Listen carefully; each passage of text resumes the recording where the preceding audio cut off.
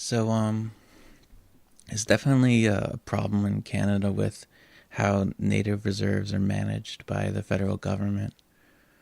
It's completely atrocious that you have so many people who have to live in squalor and unhealthy conditions just so that the federal government can save a buck and spend in more urban areas and get noticed by voters. And it's they the federal governments always assume that no one's going to notice what's going on in the reserves because no one's there except for native people, and they're not looking for native votes. They're looking for votes of other people. If and The thing is, we really have an obligation to take care of people living on reserves based on the treaties. We have to give them at least the necessities of life: food, water, shelter. For the last decade or two, we haven't been giving them good water. We've been giving them poisoned water and allowing them to drink poisoned water and not rectifying that. We're not putting any money in. It was really bad under Harper. I don't think the managing the water crisis isn't going to be that much better under the Liberals. I'm very upset with Justin Trudeau for how little he's going to spend on the native reserves. It's not right. I have an article here. It says Trudeau's government has made little progress in addressing a housing crisis on Aboriginal reserves. Figures compiled by the New Democratic Party show the Liberals plan to build just 300 new homes across Canada this year, despite acknowledging a need for 20,000. So 300 out of 20,000 houses are going to be built that are needed.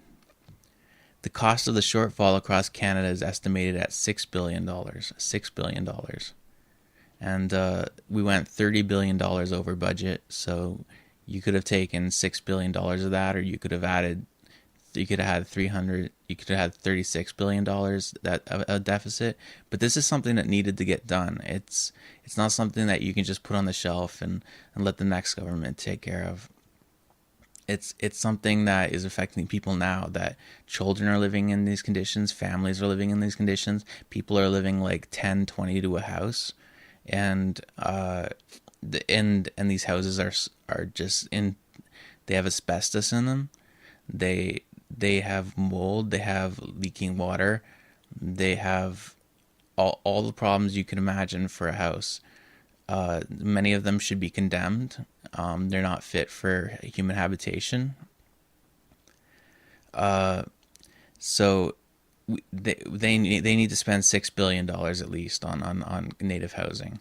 And yet the 2016 federal budget provided funding for the First Nation housing of just 206 million. 206 million out of 6 billion that's needed.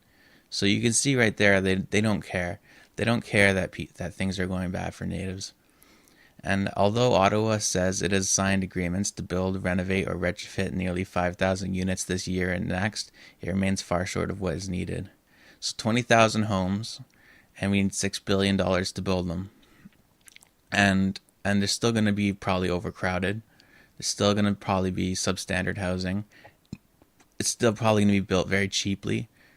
It's not right. It's it's not right. We've been whitewashing this issue for too long. The media won't cover it. You see every 4 or 5 months, I'll see like one or two stories on CBC about how such and such is going on in one reserve, but they don't talk about how this is going on in all reserves. That there's a suicide crisis. That there's an epidemic. That Aboriginal women aren't safe. That Aboriginal men aren't safe. That crime is taking over because there's just no opportunity on these reserves. That the criminal enterprises are just going to move in and create a culture of crime and drug use amongst native reserves. It's a bigger hole, and it's digging itself. I think that if you really want to see what is it, the 3 to 5% or 2% or something of population of Canada is native, and you really want to see like those people not just thrown away. You want to see people contribute to society and get education, get a job, pay taxes, move to the city, do that kind of thing from the reserves where they grew up. Well, then you're gonna have to create good people with good lives. You can't just create a monster and whine that it bites you. Eventually, you're gonna have to do something. You can't just let kids grow up in squalor like that in Canada. It's not right. We have more than enough money and taxes and stuff to fund native reserves in a way that doesn't desecrate their human rights. That they should be living better than a third world country, and right now they're not. I mean, certainly some reserves are doing very well, uh, but that's more to do with mineral rights or oil rights, and they don't even necessarily want to sign on to those agreements because they're giving up their hunting rights, they're giving up their local water, but they have no choice because they see their children have no future, and they're trying to create a future out of nothing. Another problem is the way the last uh, 20, 30 years, the way the native government is structured.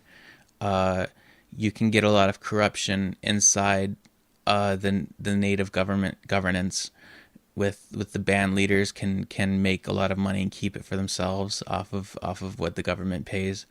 Um, and I think this was set up deliberately for corruption. They want the native leadership to be as corrupt as possible. They want it to be disowned by the community. They don't want a strong native leadership to address the federal government. They want a weakened uh, populace that can be controlled on those reserves. They want them to shut up, to stop going to the media. They want they want the leadership to say, well, there's no problem, so they can keep making money. There are definitely some good band leaders out there, but there's going to be some bad ones when you have a system like that. The system was set up for corruption, and it was set up so that the real native issues will never be brought to the front. They'll never be addressed, and there'll never be a unified message coming from native peoples that there is a catastrophe in Canada, and its name is native reservations. Natives have every right to be on a reserve. There's treaties for it. Maybe you don't agree that government should be paying for native reserves, but it's too late for that. The treaties are signed into law. They have to be respected. Uh,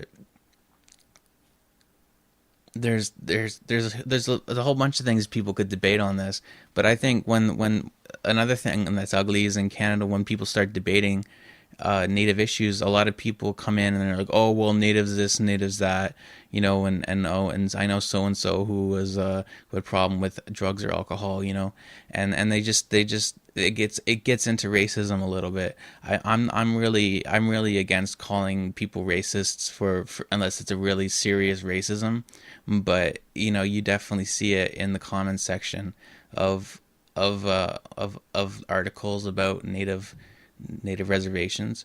So anyway, those are my thoughts. Probably gonna do another video at some point, but I really wanted to get this out there because no one's talking about native issues, and right now native people are doing the most to protect our water. They're trying to stop pipelines. Pipelines are a flawed technology. There's oil eats through metal, and they always leak. They're always built shabby and thin.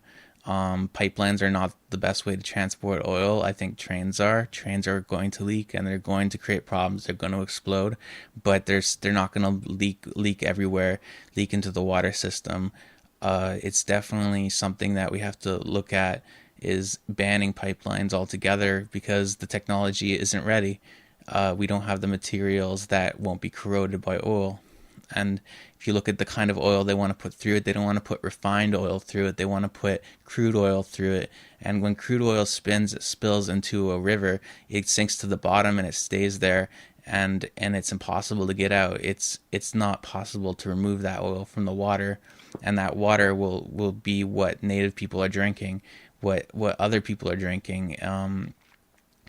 Uh, you look at fracking, that's contaminating all the aquifers. That's We need those aquifers. I mean, eventually we're just gonna have to build water pipeline across America, funneling water from the Great Lakes, because all the aquifers are going to be poisoned by fracking, and it's happening now. And I'm sorry, but unless you are well read on this issue, I don't think you can just throw this aside and say, well, that's not true, that's not happening.